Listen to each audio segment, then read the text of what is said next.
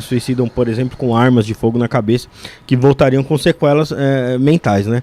E quando a pessoa tem mortes violentas de outras formas, ou até em outros membros, que tem danificações no corpo, elas geralmente voltam com outro tipo de sequela também?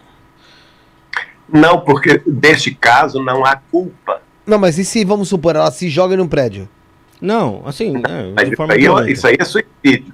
Ah, tá. O problema, então, Tô falando de morte violenta normal, assim. então me perdoa. Aleatório, acidente, por exemplo. o grande problema é a pessoa se infligir algum mal físico. Entendi. Então, ela, ao desencarnar, ela leva e vê que a vida continua, ela desenvolve uma grande culpa. Essa culpa é que desnorteia tudo, entendeu? Agora, a pessoa que morre, que a gente chama de avião, de morte violenta, ou seja, num flagelo diverso, né? Por exemplo, a pessoa que morreu numa enchente. De vez em quando aqui no Brasil nós temos essa calamidade da enchente que leva muita gente embora, especialmente nos estados do Sudeste, né? Que tem muito morro e chuvas intensas durante o verão.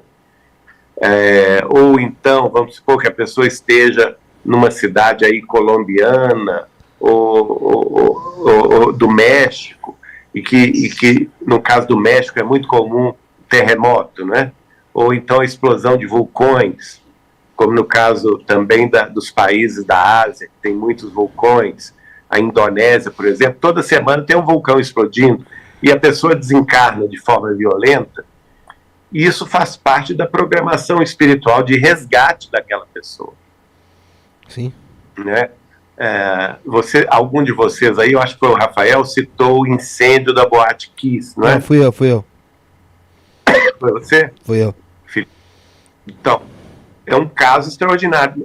A pessoa ela não criou aquele incêndio. Não foi culpa dela. Ela não tem culpa de morrer queimada, né?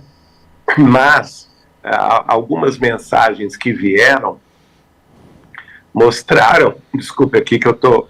Quer tomar água, aí pode tomar, fica tranquilo. Enquanto isso, galera, não esquece, se inscreve aqui no canal, deixa o like é importante, deixa seu comentáriozinho aqui, tem cada uma aqui no chat, eu vou te falar, viu, olha, é só loucura, e tem membro novo e daqui a pouco tem pergunta desse membro novo, hein, vou dar um alô quem é.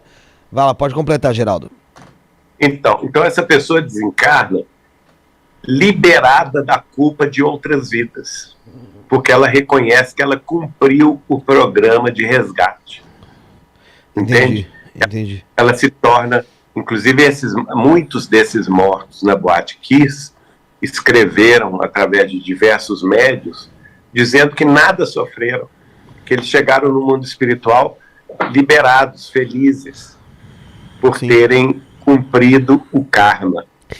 Entrando no meio disso, é real que quando algumas pessoas, vamos supor, no caso de um acidente de avião, muitas delas não sentem nem o impacto, nem a dor, porque o espírito já é retirado do corpo antes?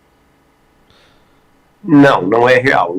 Realmente, o espírito pode ser anestesiado, a pessoa pode ser anestesiada.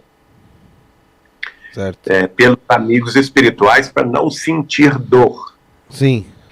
Inclusive, eu tenho uma entrevista do Chico que ele diz isso, eu já publiquei nas minhas redes sociais, que ele diz o seguinte: a maioria de nós não sente dor durante a morte, do processo da morte. Por quê? Porque toda noite nós fazemos o ensaio da morte. Qual que é o ensaio da morte? É o nosso espírito sair do corpo. Durante o sono físico, o nosso espírito sai do corpo físico. A projeção extrafísica. É a projeção astral, ou projeção extrafísica, que no espiritismo nós chamamos de desdobramento perispiritual. Desdobramento. Né? Desdobramento. Então essa faculdade do desdobramento ou da projeção astral é um treino para a morte. Nós já sabemos morrer. Então a gente treina isso durante toda a noite, todo dia a gente está treinando isso. Até o dia que nossa hora chegou e o fenômeno da morte vai se processar naturalmente. O que não pode ocorrer é a gente apressar o momento da morte.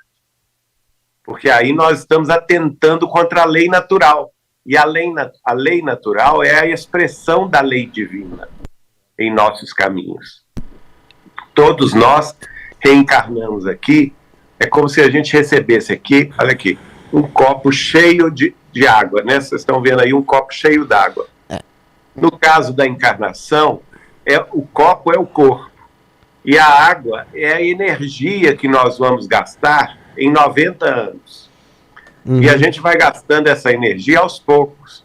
Mas se eu jogo esse copo contra a parede e o quebro de propósito, essa energia fica. Ela não evapora de uma vez. Ela fica ali no ambiente. Ela fica ali, no meio daqueles cacos. Quer dizer, o corpo está morto, representado por aqueles cacos que estão espalhados pelo chão. O corpo já não consegue mais segurar o espírito. Já não consegue mais, mas a energia vital ainda está ali. E ela precisa de um tempo para se dissolver.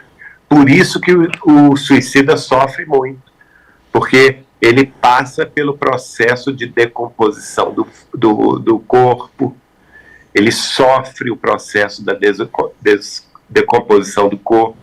E se o caso for de crematório, então nem se fala, ele passa pela queima, pelo sentimento de ser queimado vivo.